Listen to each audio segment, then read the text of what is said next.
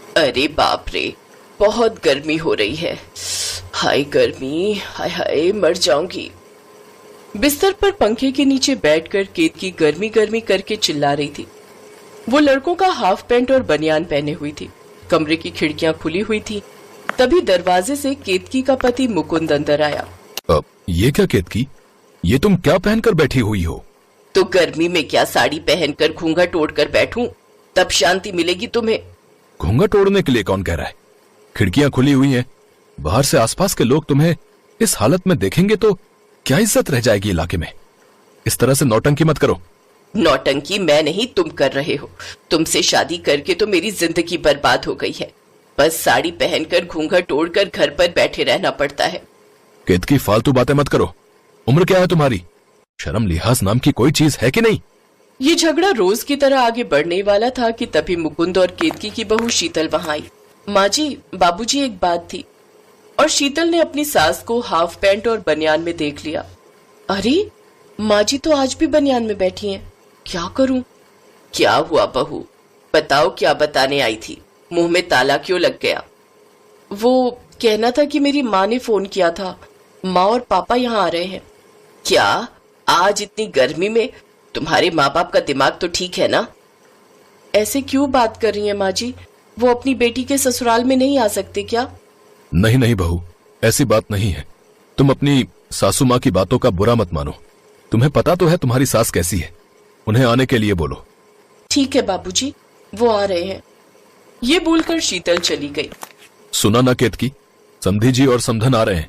अब तो साड़ी पहन लो। हाँ हाँ ठीक है पहनती हूँ। ज्यादा पटर पटर मत करो और जाओ यहाँ से। मुकुंद चला गया।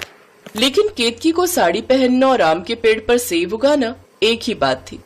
शादी के बाद से ही मुकुंद देखता आ रहा है, केतकी साड़ी पहनना ही नहीं चाहती।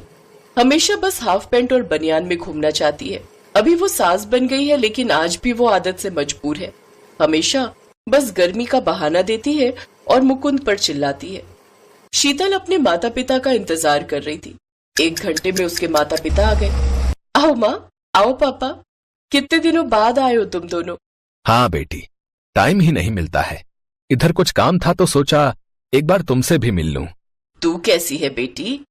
मैं अच्छी हूँ माँ, आप दोनों बैठो, मैं माँ जी और बाबूजी को बुलाती हूँ।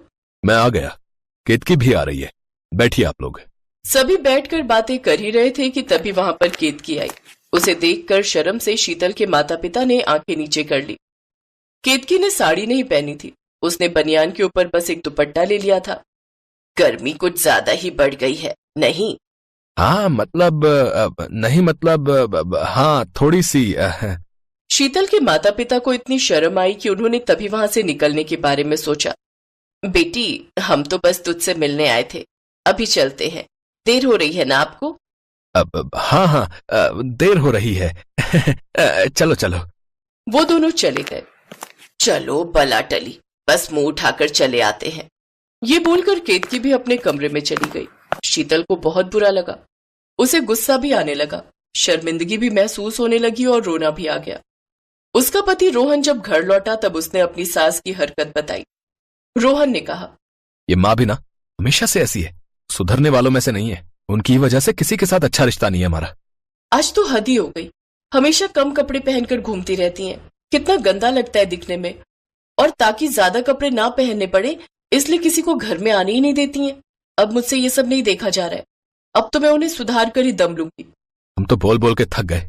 देखो तुम ही कुछ कर सकती हो। अब मैं बोलूंगी नहीं, बातों से वो पिघलने वालों में नहीं है। तो फिर क्या करने की सोच रही हो तुम? बस देखते जाओ।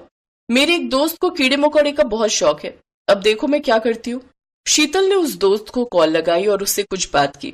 अगले दिन शीतल के लिए एक पार्सल आया। तब घर में रोहन और मुकुंद नहीं थे। केतकी बनियान पहनकर सो रही थी। शीतल ने उन कीड़ों को चुपके से केतकी के बिस्तर पर छोड़ दिया। शाम को शीतल की जब नींद खुली तब उसके पूरे बदन में खुजली हो रही थी। वो बंदरों की तरह खुजाने लगी। आहा, ये क्या हो गया मुझे? इतनी खुजली क्यों हो रही है? आहा। उसका पूरा बदन लाल भी हो गया। केतकी को कुछ समझ नहीं आया। वो बस पूरी रात खुजाने लगी।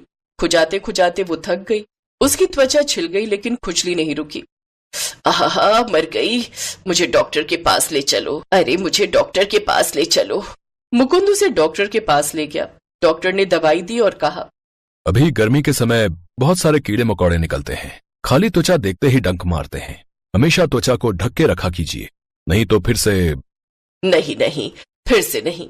इतनी खुजली मुझे नहीं चाहिए। इससे अच्छा तो मैं साड़ी पहनकर सब कुछ ढक कर रहूंगी। उसके बाद से केतकी बदल गई। एक रात की खुजली ने उसे पूरी तरह चेंज कर दिया। वो हमेशा साड़ी पहनने लगी, चाहे कितनी भी गर्मी हो। घर के सभी केतकी को लेकर निश्चिंत हो गए। धीरे धीरे रिश्तेदारों से भी रिश्ता ठीक हो गया। इसीलिए कहते हैं कि कभी कभी खुजली भी जरूरी होती है।